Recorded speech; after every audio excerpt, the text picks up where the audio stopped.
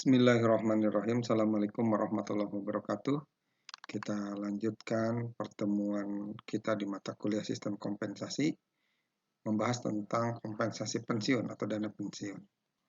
Pensiun merupakan salah satu program perusahaan atau organisasi dalam rangka memberikan jaminan keamanan finansial bagi karyawan atau pekerja yang sudah tidak produktif lagi.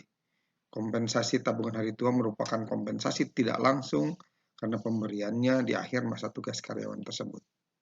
Adapun dana pensiun dipahami menurut Undang-Undang Nomor 11 Tahun 92 merupakan badan hukum yang mengelola dan menjalankan program yang menjanjikan manfaat pensiun bagi pesertanya. Tentunya pekerja membutuhkan jaminan kesejahteraan di masa sekarang dan masa akan datang, dan berbagai kondisi yang memungkinkan adanya resiko saat bekerja sehingga bisa pensiun lebih awal.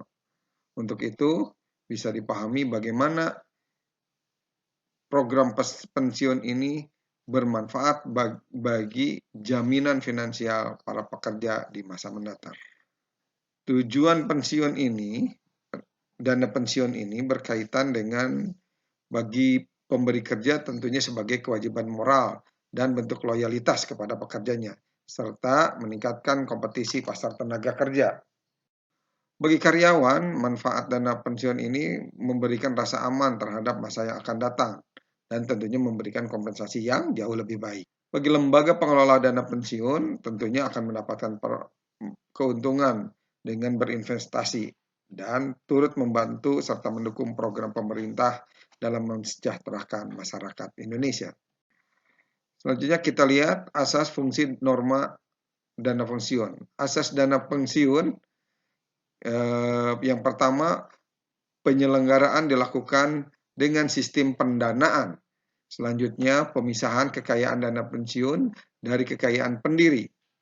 Lalu asas selanjutnya kesempatan untuk mendirikan dana pensiun, juga penundaan manfaat dari dana pensiun itu, serta melakukan asas berkaitan dengan pembinaan dan pengawasan yang dipahami sebagai jaminan di masa tuanya. Lalu norma dalam pengelolaan dana pensiun. Manfaat pensiun bagi peserta didasarkan atas himpunan iuran ditambah bonus. Norma pensiun lainnya, uang pertanggungan bagi peserta yang meninggal atau cacat sebelum masa pensiun diberikan penuh. Lalu juga nilai tunai bagi peserta yang berhenti sebelum mencapai masa pesertaan minimal 3 tahun hanya didasarkan atas himpunan iuran sendiri ditambah bonus. Dan nilai tunai bagi peserta yang berhenti setelah 3 tahun, perhitungan nilai tunai didasarkan atas himpunan iuran sendiri dan iuran pemberi kerja serta bonus.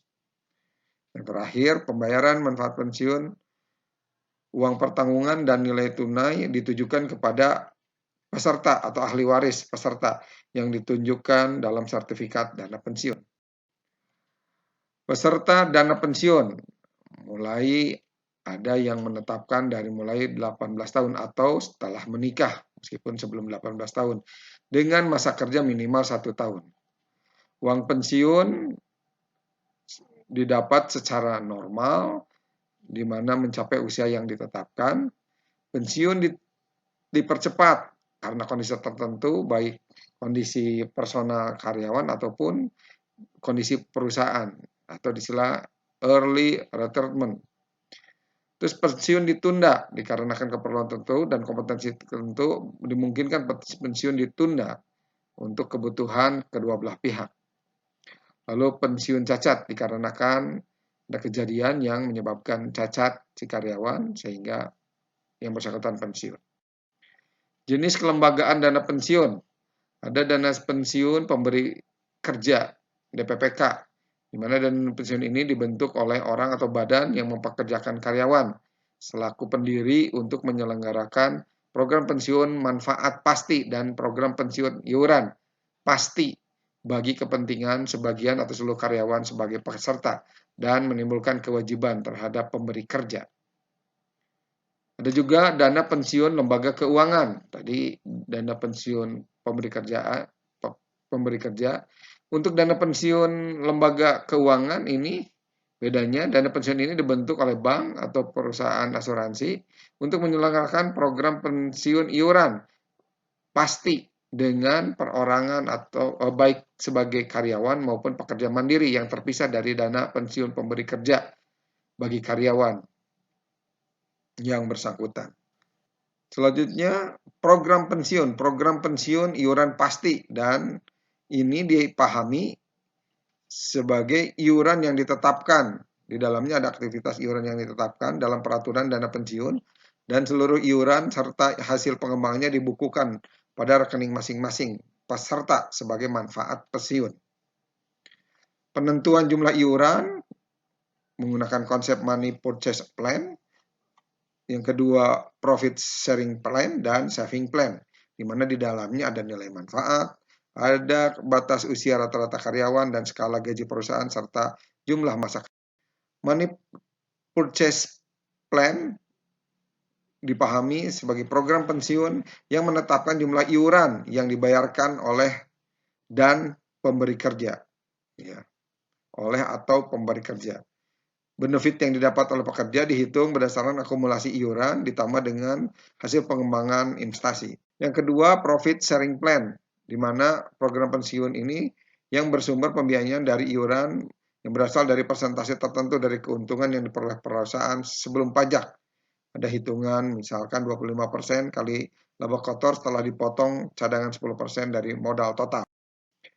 Yang ketiga, saving plan. Pada program ini hampir sama dengan money purchase plan, perbedaannya hanya pada besaran iuran yang ditentukan oleh pekerja sendiri.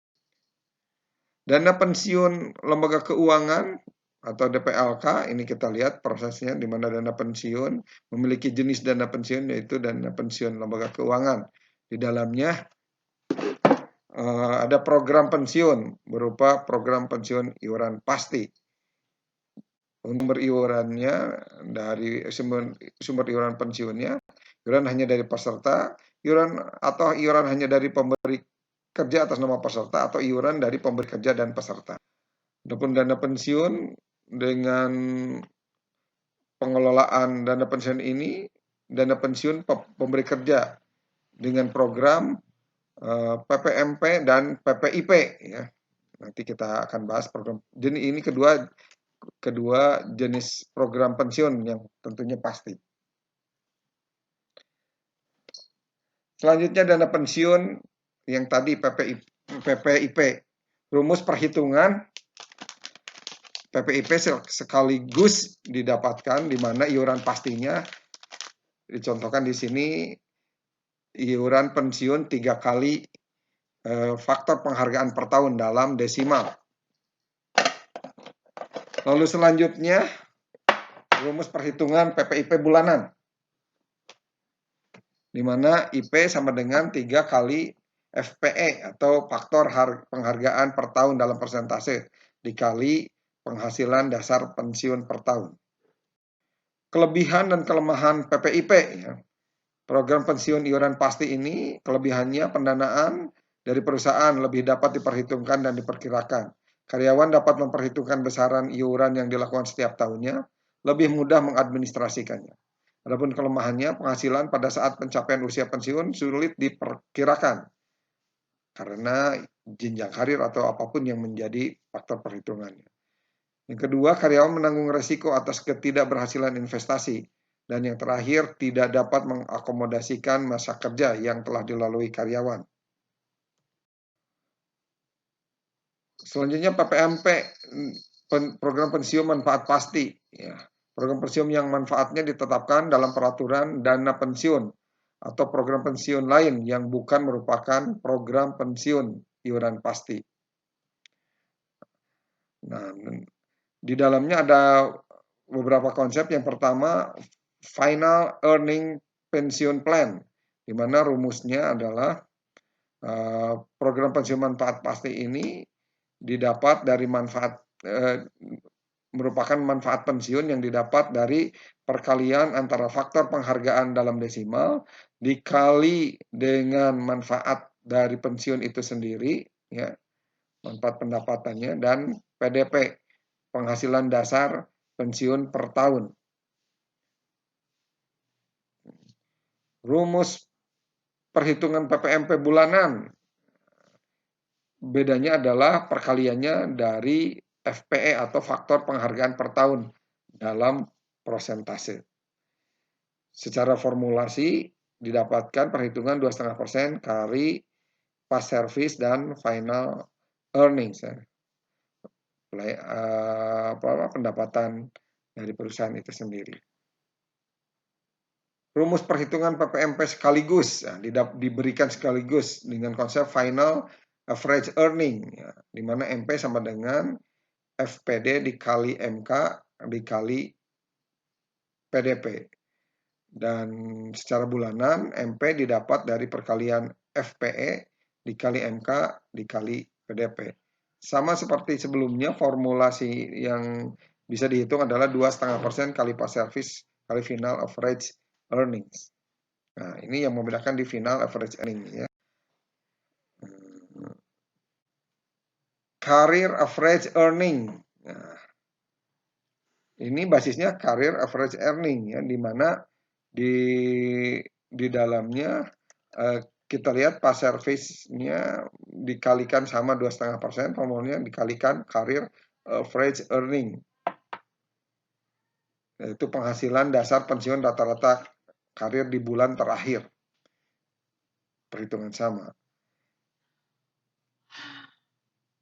CAE ini ya berhubungan juga dengan career average revalued earning, di mana di dalamnya ada skema pendapatan rata-rata yang direvaluasi karir ya, di care, dengan jenis skema pensiun imbalan pasti yang ditawarkan oleh pemberi kerja.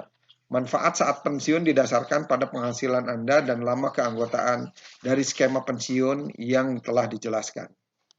Kelebihan program PPMP, program pensiun manfaat pasti, adalah lebih menekankan pada hasil akhir. Selanjutnya, manfaat pensiun ditentukan terlebih dahulu mengingat manfaat dikaitkan dengan gaji karyawan. PPMP juga dapat mengakomodasi masa kerja yang telah dilalui oleh karyawan apabila program pensiun dibentuk jauh setelah perusahaan berjalan. Lalu karyawan lebih dapat menentukan besarnya manfaat yang akan diterima pada saat pencapaian usia pensiun. Kelemahannya PPMP ini perusahaan menanggung resiko atas kekurangan dana apabila hasil investasi tidak mencukupi, jadi ditanggung oleh perusahaan, dan relatif lebih sulit untuk diadministrasikan. Peran dana pensiun, nah, ini memelihara kesinambungan penghasilan pada hari tua dalam rangka mewujudkan keadilan sosial bagi seluruh rakyat Indonesia. Samping itu merupakan sarana penghimpunan dana guna meningkatkan peran serta masyarakat dalam pembangunan nasional, juga menambah motivasi di bidang ketenagakerjaan sehingga meningkatkan produktivitas. Adapun kelemahan dari program pensiun adalah belum ada ketentuan yang mengatur secara mendasar berkaitan dengan pengelolaan penetapan pensiunnya.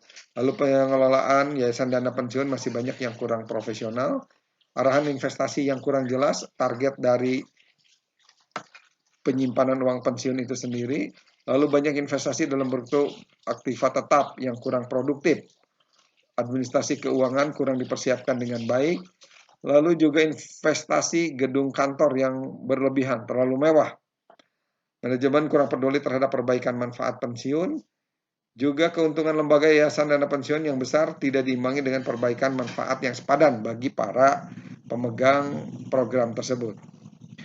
Ada perbedaan jumlah manfaat pensiun untuk kalangan pensiun, janda, duda, atau anak yatim dari para pensiun. 10. Keunggulan dana pensiun.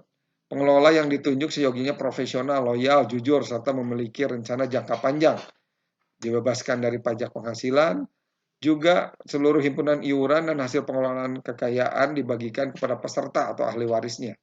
Biaya tetap relatif rendah, memiliki prospek likuiditas dan solvabilitas yang tinggi.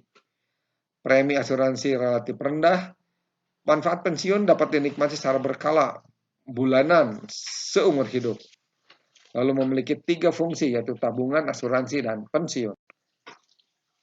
Adapun azas-azas dana pensiun yang harus diterapkan ada azas keterpisahan kekayaan dana pensiun dari kekayaan pendirinya.